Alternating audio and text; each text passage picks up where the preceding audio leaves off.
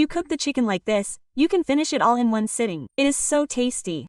For this, you can add crushed ginger and garlic to the chicken. Add 1 tablespoon of yogurt, 1 tablespoon of chili powder, 1/4 teaspoon of turmeric powder, 1½ tablespoons of corn flour. Add 1 beaten egg and enough salt and mix it well with your hands. Set aside to rest for half an hour. Then add 1 tablespoon of tomato sauce, 1 teaspoon of soy sauce, and 1 teaspoon of water in a bowl and mix it well.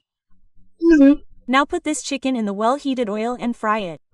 When one side is well cooked, we can turn it over. We can put it on the other side and fry it. Now, in this